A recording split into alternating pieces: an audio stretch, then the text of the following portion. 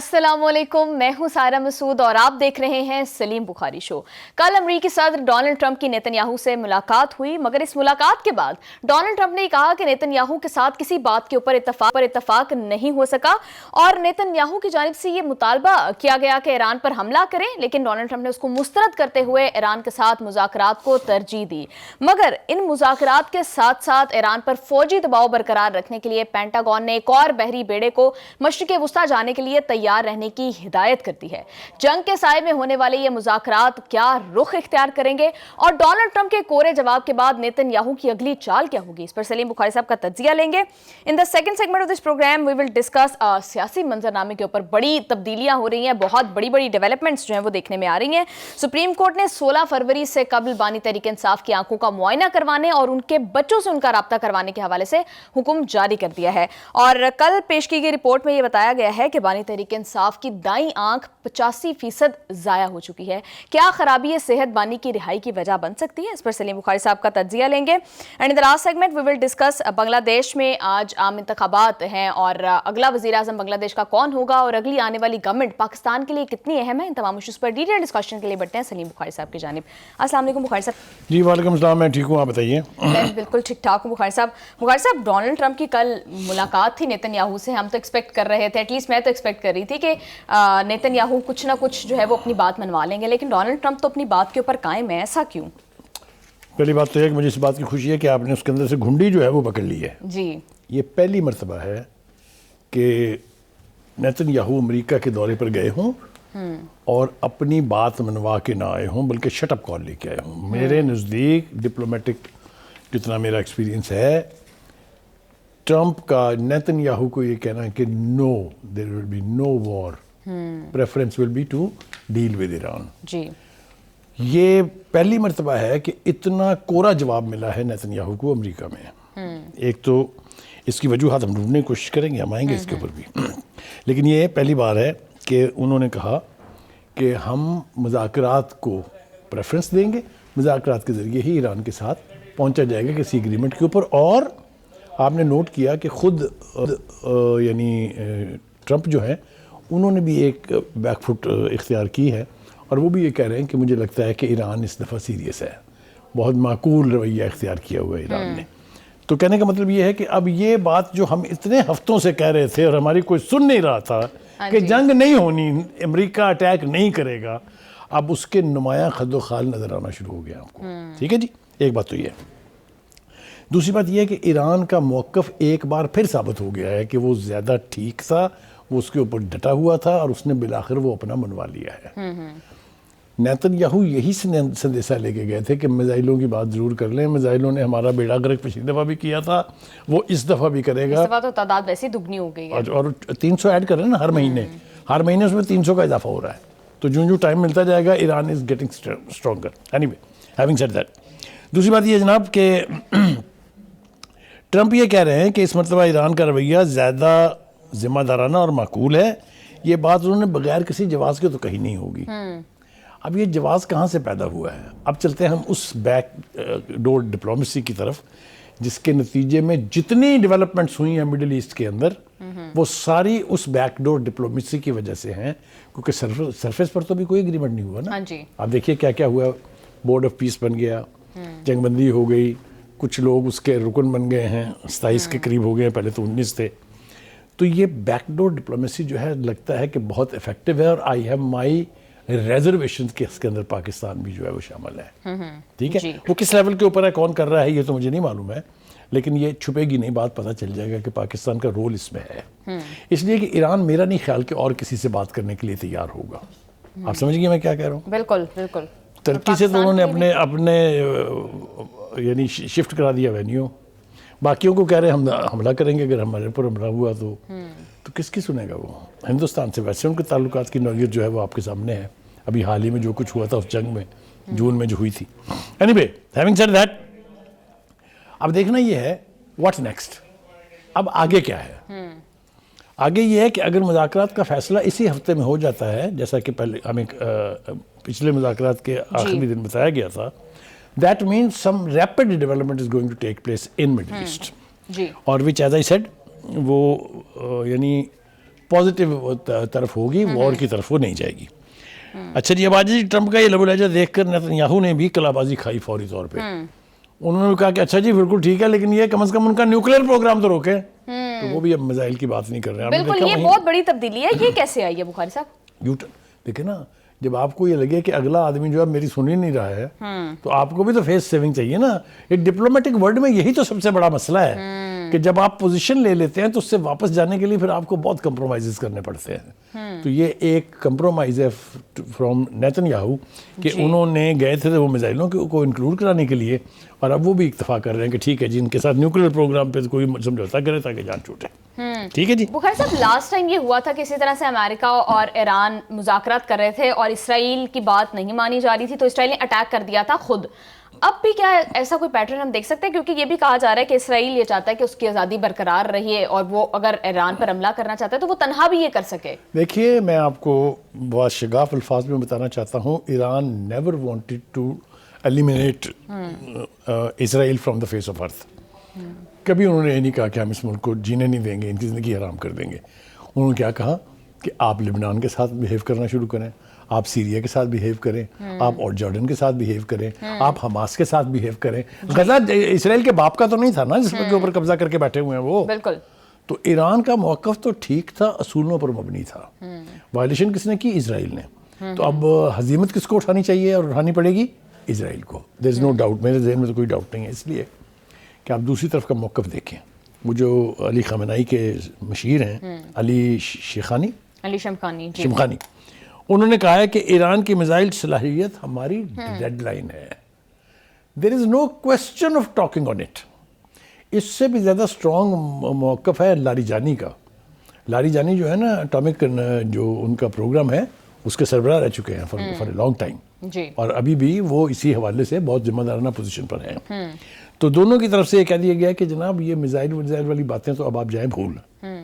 हाँ, हमसे जो डील करनी है आपने वो न्यूक्लियर के हवाले से होगी। उन्होंने कहा कि वाशिंगटन के लिए हमारा मशवरा ये है कि धमकियों की सियासत अब आप बंद करें। ये दूसरा बैरी बेड़ा आ रहा है, तीसरा आ रहा है, चौथा आ रहा है, बस इससे हम मरूब होने वाले हैं ही नहीं। हम तो ये कह रहे हैं कि अगर बात नहीं बनती आपसे, आप पहला बुलेट फायर करके देखें, फिर उसके बाद क्या होता है जी। ठीक है जी। उन्होंने बहुत सीरियसली ये बात कही है कि अगर मामूली सी जारियत भी हुई, यानी होता है ना, जब होता है ना दुश्मन के साथ छेड़खानी आप करते हैं, तो उसको हम फुल फ्लेज वॉर का सिग्नल समझेंगे और उसी तरह से उसको रिस्पॉन्ड करेंगे। ये पोजीशन किसी वीक मुल्क की नहीं होती, ये याद रखें आप। इतनी बड़ी सुपर पावर से आपने माथा लगाया हुआ है और you are speaking from the position of strength. तो कोई तो वजह है ना, कोई तो जवाब है इसका, या नहीं है? बिल्कुल। बुखारी साहब, आप ये कह रहे हैं कि डोनाल्ड ट्रंप या अमेरिका अब बिल्कुल हमले का कोई जो है वो आपको इम्कान नजर नहीं आता।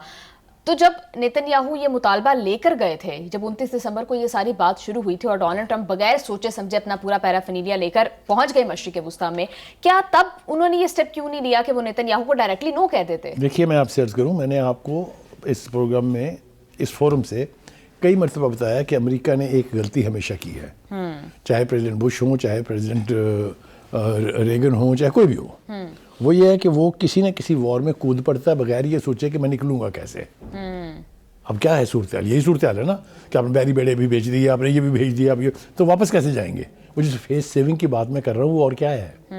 अगर जंग नहीं होती है, ये सब कुछ वापस जाएगा। ज़रा मंजरनामा सोचें ज़रा आप कि क्या मंजर होगा वो। ठीक है जी, एक तो ये हो गया। दूसरा ये कि ईरान के वज़ीर ख़ारजा का एक बहुत अहम स्टेटमेंट है। उन्होंने कहा कि इसराइल हमेशा कोशिश करता है कि मुज़ाकरात में रुकावट डाले। बिल्कुल। क्योंकि वो जो है वो उसको यानी उससे फ़ायदा हासिल करता है। हमारा अमेरिका को मशवरा ये है कि आप भी हमारे साथ मिलकर ढूंढें ये कौन है जो ये हरकत करता है।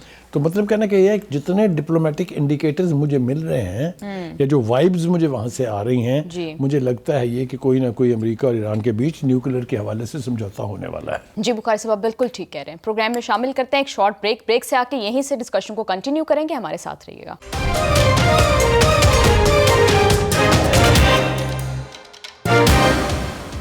Welcome back to the show. Bukhari صاحب, لیکن آپ یہ بات کر رہے ہیں کہ مذاکرات کے لیے امریکہ بھی سنجیدہ ہے, فیس سیونگ ڈھونڈ رہا ہے, لیکن کچھ امریکی حکام یہ بھی کہہ رہے ہیں کہ امریکہ بالکل ایران پر اٹیک کرنے کی تیاری بھی ساتھ ساتھ کر رہا ہے. تو کیا یہ صرف ایک ایران کو پریشرائز کرنے کے لیے سائیکولوجیکل وارفیئر ہے تاکہ اپنی مرضی کی کوئی ڈیل نکال لی جائے؟ دیکھیے, جب بھی آپ کسی کے ساتھ مقابلے کے منظرنامے میں ہوتے ہیں تو آپ اپنے چپس ہائی رکھتے ہیں تاکہ دوسرا فریق جو ہے مروب ہو کے, ڈر کے, خوف سے آپ کے ساتھ سمجھوتے پر, آپ کی مرضی کے پوائنٹس پر سمجھوتے پر آ جائے. لیکن ایرانین قوم مختلف ہے نا, ڈفرینٹ نیشن ہے یہ. ان کی آپ سینچریز کی ہسٹری اٹھا کے دیکھ لیں, دے ول ڈائی, دے ول نیور بچ. یہ تو صورتحال ہے. ٹھیک ہے جی. ترکی کے وزیر خارجہ جو ہیں ان کا ایک بیان بھی امپورٹنٹ ہے. وہ یہ کہتے ہیں کہ امریکہ اور ایران دونوں, غور سے سنیے, امریکہ اور ایران دونوں معاہدے کے لیے لچک دکھا رہے ہیں. یعنی یہ فارن منسٹر کا اسٹیٹمنٹ از نو جوک جی. وہ لچک دکھا رہے ہیں, مگر وہ یہ کہہ رہا ہے کہ اگر کسی نہ کسی طرح سے نیتن یاہو کی حرکتوں کی وجہ سے, یا آپ کو اعتبار تو ٹرمپ صاحب کا بھی نہیں ہے, صبح کچھ شام کچھ دوپہر کچھ ہوتے ہیں, اگر اس میں میزائل کا مسئلہ گھسیڑنے کی کوشش کی گئی تو مشرق وسطیٰ میں فل فلیج وار کو کوئی نہیں روک سکتا. It's a very very serious statement. بالکل. تو بخاری صاحب, نیوکلیر پروگرام کے اوپر تو ایران بھی بات کرنے کے لیے تیار ہے اور امریکہ بھی تیار ہے, تو پھر کچھ اس کا نتیجہ کیوں نہیں نکل پا رہا ہے؟ کیوں اب تک جو ہے وہ اس حوالے سے کچھ؟ دیکھیے, دشمنی اتنی ڈیپ روٹڈ ہے, ایک جنگ ہو چکی ہے. آپ کو پتہ ہے یہ مسئلہ آج کا نہیں ہے. غزہ ہو, چاہے بیت المقدس ہو, چاہے فلسطین کی ریاست ہو, یہ کئی دہائیوں پر محیط ہے.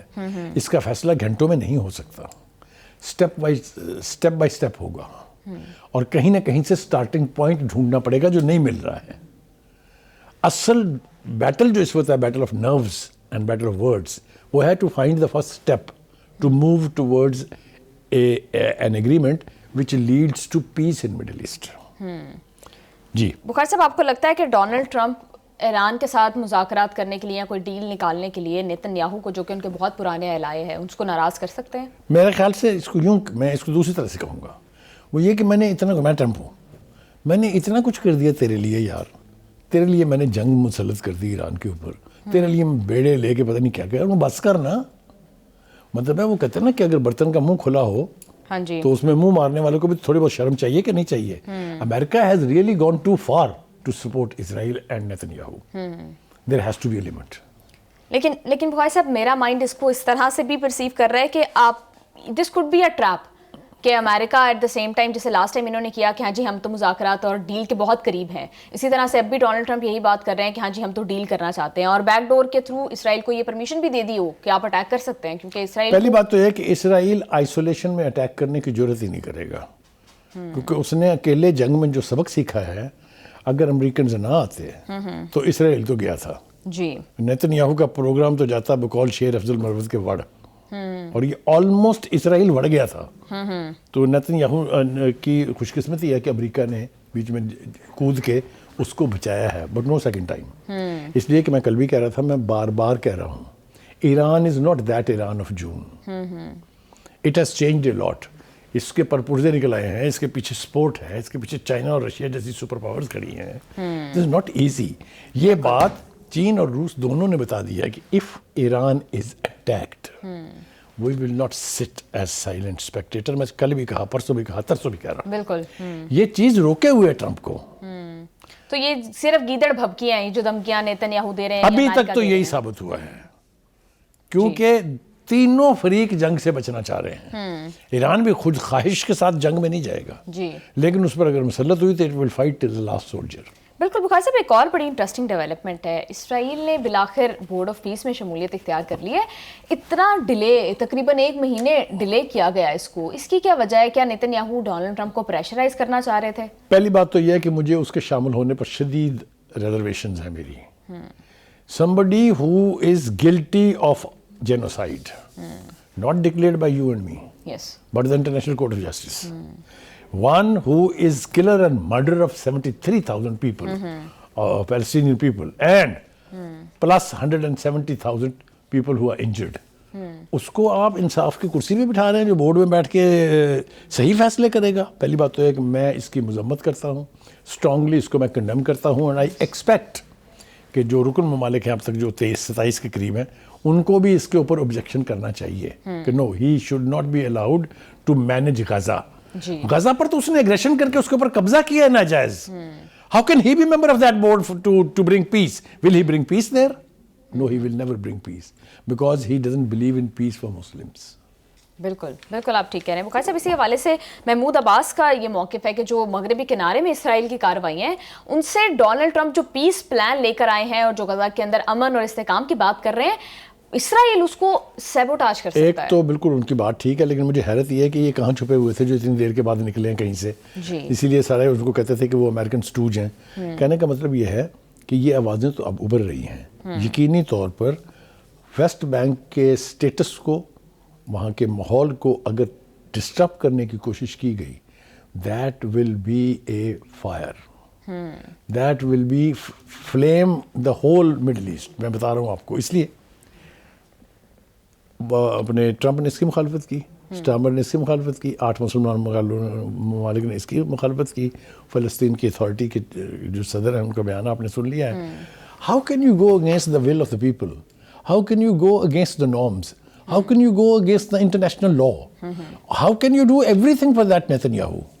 So I don't think the situation is that. اگر غزہ کے اوپر اس نے ویسٹ بینک پہ اس نے گڑبڑ کرنے کی کوشش کی تو Netanyahu will have a pay very heavy price for that. بالکل. بخاری صاحب آپ کو اسرائیل اور امریکہ کے تعلقات کس طرف جاتے نظر آ رہے ہیں؟ کیونکہ ہم دیکھ رہے ہیں کہ کافی رفٹ ہے, نہ ڈونلڈ ٹرمپ ان کی بات مان رہے ہیں اور وہ بھی اگینسٹ ڈونلڈ ٹرمپس پلان چل رہے ہیں. آپ یہ بالکل ٹھیک کہہ رہے ہیں, لیکن چونکہ اسرائیل ایک تفیلی ملک ہے, اسرائیل کی سروائیول ہی 2 گھنٹے کے لیے ممکن نہیں اگر امریکہ اس پر سے ہاتھ اٹھا لے. دیئرفور اسرائیل کی کوئی بھی لیڈرشپ ہو, کوئی بھی پرائم منسٹر ہو, نیتنیاہو ہو, کوئی ہو, وہ افورڈ ہی نہیں کر سکتے ناراض کرنا امریکہ کو.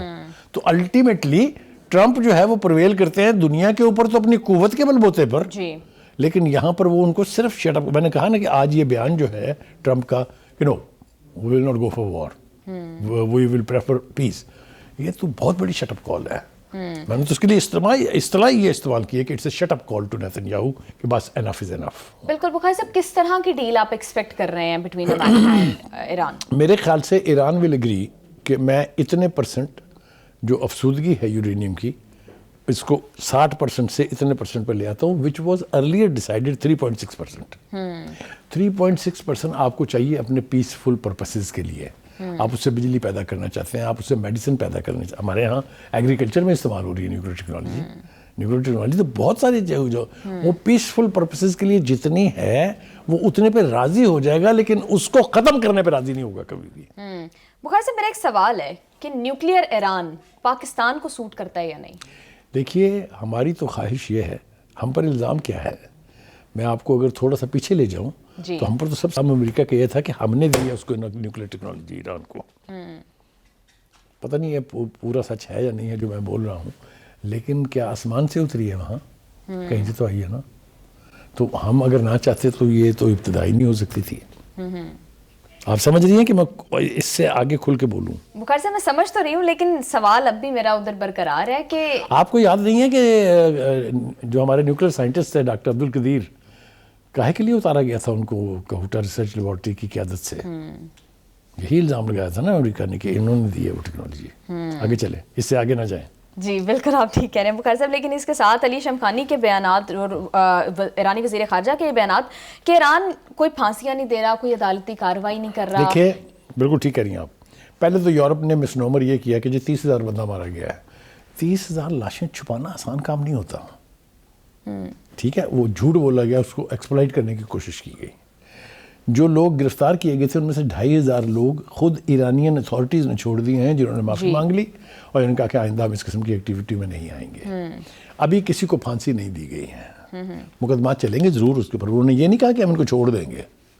جنہوں نے اس سازش کا حصہ جو بنے ہیں انہیں سزائیں ضرور ملیں گی. ابھی فی الحال ڈیفر ہو گئی ہیں, لیکن کیسز ان کے اوپر چلیں گے. لیکن پھانسیوں والا سلسلہ جو ہے نہ شروع ہوا تھا, نہ ابھی وہ شروع ہونے کا کوئی امکان ہے. ٹرائل تو لمبے چلتے ہیں نا, ٹرائل تو مطلب ایک دن میں ختم نہیں ہوتے. لیکن بخاری صاحب یہ تو ایران کا انٹرنل میٹر ہے. ہاؤ ڈز امریکہ کیوں اس میں انوالو کر رہا ہے؟ امریکہ اور اسرائیل مامے ہیں کہ ایران میں جو کچھ ہو رہا ہے اس میں ان کی مرضی کو دخل ہونا چاہیے. بھائی کیوں ہونا چاہیے؟ Who are you?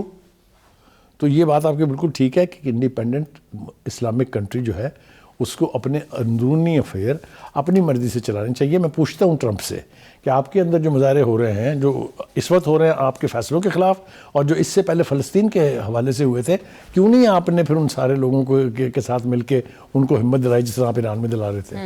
جی بالکل بخاری صاحب آپ ٹھیک کہہ رہے ہیں. پروگرام میں واپس آئیں گے ایک شارٹ بریک کے بعد, ہمارے ساتھ رہیے گا.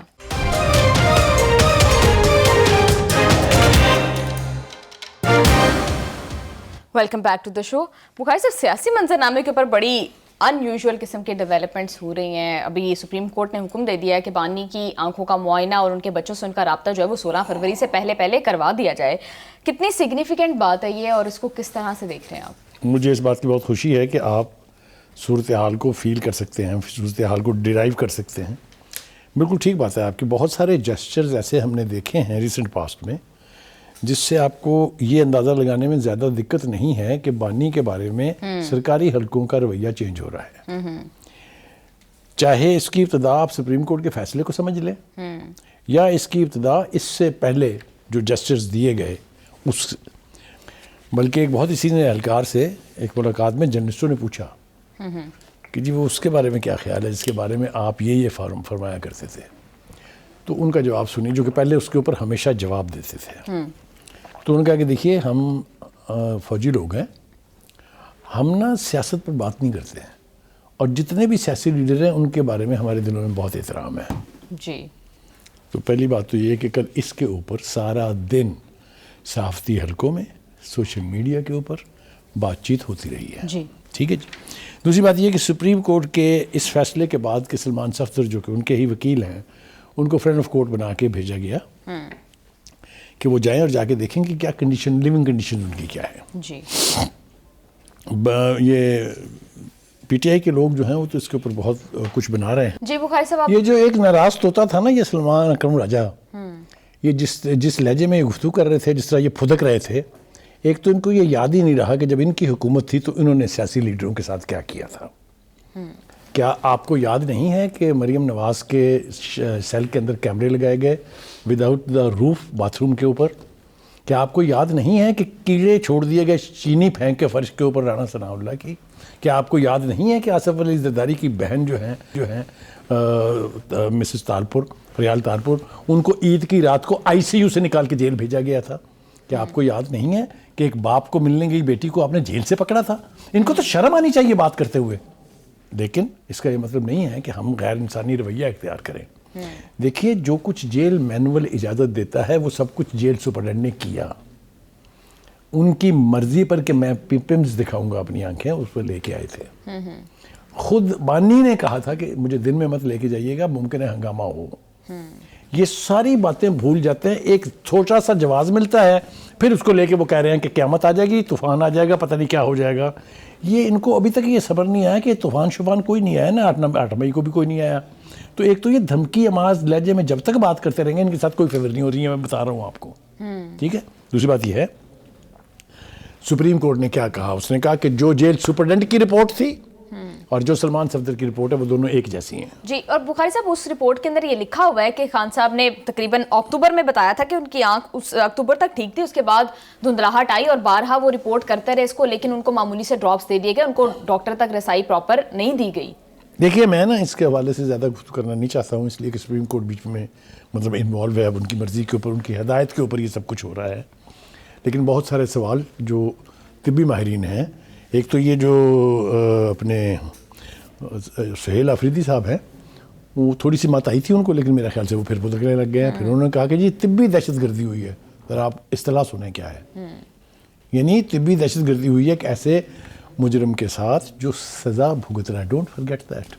سپریم کورٹ نے کیا کہا ہے, کسی کے ساتھ پریفرینشیل ٹریٹمنٹ نہیں ہو سکتا. کہا ہے کہ نہیں کہا ہے؟ تو بات کو میرے خیال سے اس کی اسپرٹ کے اندر دیکھنا چاہیے. یہ اگر طوفان آنے کی باتیں کریں گے تو یہ جو کچھ ہو رہا ہے یہ بھی رک جائے گا.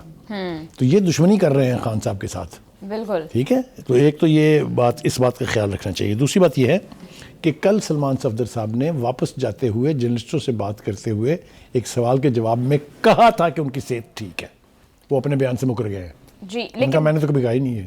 ہاں جی, جو بھی ساری بخاری صاحب ڈیٹیلز آئی ہیں, پی ٹی آئی اس کے اوپر جس طرح بھی سیاست کرے وہ ایک الگ بات ہے, لیکن خان صاحب کی صحت اس حد تک خراب ہونا, ان کی آنکھوں کی 85% بنائی جانا, آپ کو کیا لگتا ہے کہ کرنٹ گورنمنٹ کے اوپر ہی کتنے بڑی, ان کی پالیٹکس کے اوپر ہی کتنا اس کا نقصان ہے؟ دیکھیے پہلی بات یہ ہے, ہم نا ہوا میں بات ضرور کرتے ہیں. ایک شخص جیل میں ہے, اس کی لائف نارمل تو نہیں ہے نا. ایک اتنا بڑا لیڈر جو پرائم منسٹر رہ چکا ہوا ہے, اس کے اوپر یہ پریشر ہیں کہ وہ جیل میں ہے. سیل میں رہنا کوئی آسان کام تو نہیں ہے. تو آپ کا کیا خیال ہے کہ ایسے ماحول میں رہتے ہوئے آپ کی صحت جو جوانوں والی 18 سال کی ہو جانی چاہیے تھی؟ چیزیں افیکٹ ہوتی ہیں نا, پریشر ہے, دباؤ ہے, اور بہت سیریس دباؤ ہے. ایک ایسا شخص جو آزاد پنچھی تھا, ایک ایسا شخص جو اس ملک کا پرائم منسٹر تھا, وہ اڈیالہ جیل میں سزا بھگت رہا ہے. تو یہ چھوٹا پریشر ہے. اوپر سے ان کی پارٹی جو ہے اس کا جو حال ہو رہا ہے, آپ کا خیال ہے ان کے اوپر پریشر نہیں ہے؟ کتنی مرتبہ انہوں نے کہا کہ احتجاج کریں, کہاں گیا وہ احتجاج؟ تو پریشر تو ان کے اوپر تھا, اور پریشر سب سے پہلے اس ایج گروپ میں آنکھیں لیتا ہے, یہ یاد رکھیں. میں بھگت چکا ہوں نا, میری دونوں آنکھوں کا لیزر آپریشن ہوا ہے, اس کے بعد یہ ریسٹور ہو گئی آئیز. تو کہنے کا مطلب یہ ہے کہ اللہ نہ کرے کہ ان کی بنائی جائے, نہیں جانی چاہیے ان کی, اور بیسٹ پاسبل ٹریٹمنٹ کروانا چاہیے. لیکن آپ اس کے ساتھ یہ دھمکیاں اس طرح کی لگائیں گے اگر, تو یہ صورتحال بگڑے گی, بہتر نہیں ہوگی. جی بخاری صاحب, آپ کو کیا لگتا ہے کہ جو بانی تحریک انصاف کی صحت کی خرابی, اور پھر جس طرح سے آپ نے بھی بات کی کہ بہت سارے اس طرح کی جو ہے ایکشنز لیے جا رہے ہیں, کیا آپ کو لگتا ہے کہ بانی کی رہائی اب قریب ہے؟ دیکھیے میں نے آپ سے کہا, اس کو جیوپرڈائز کوئی اور نہیں کرے گا. نہ اس کو حکومت جیوپرڈائز کرے گی, نہ اس کو دیگر سیاسی پارٹیاں کریں گی. اس کو اگر جیوپرڈائز کرے گی تو ان کی اپنی پارٹی کرے گی. یہ لکھ لیں گے, میں کہہ رہا ہوں. ویسے جیسا ہم نے شروع میں کہا کہ ایسے آثار دکھائی دے رہے ہیں کہ کوئی راستہ نکل سکتا ہے. ابتدائی طور پر ان کو اڈیالہ جیل سے بنی گالہ شفٹ کیا. ابھی جائیں گے نہیں ابھی.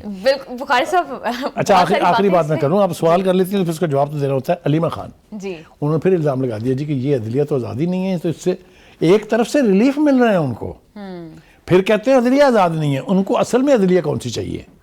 وہ جو کہتے تھے گڈ ٹو سی یو, یعنی وہ افتخاری, ثاقبی, کھوسوی, گلزاری, بندیالی, وہ اب عدالتیں نہیں ہیں. اس طرح کا ریلیف آپ کو اب نہیں مل سکتا unless merits demand that. یہ پتہ نہیں کب ریکنسائل کریں گے اس کے ساتھ, میری تو سمجھ سے بالکل بات ہے. بالکل بخاری صاحب, اس کے اوپر بہت ساری باتیں آپ کے ساتھ ہو سکتی تھی, لیکن وقت کی کمی ہے. ابھی جو ہمارے پاس فہرست ہے, جو فیسلٹیز ان کے پاس موجود ہیں, اگر ہم پڑھ کے سنا سکتے, پھر میں ان سے پوچھتا کہ مجھے بتائیں کون سا بدسلوکی ہو رہی ہے. بالکل بخاری صاحب, آپ ٹھیک کہہ رہے ہیں. پروگرام میں واپس آئیں گے ایک شارٹ بریک کے بعد, ہمارے ساتھ رہیے گا.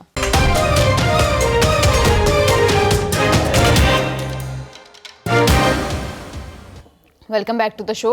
بخاری صاحب, بنگلہ دیش میں آج عام انتخابات ہیں, آپ کی پریڈکشن کیا ہے, کون ہوگا اگلا وزیر اعظم؟ دیکھیے پہلی بات تو یہ ہے کہ طویل ڈکٹیٹرشپ کے بعد عام انتخابات کا انعقاد جو ہے, اس سے ایک نیا سنہری اور جمہوری دور شروع ہونے جا رہا ہے بنگلہ دیش میں, کوئی دو رائے اس کے بارے میں نہیں ہے.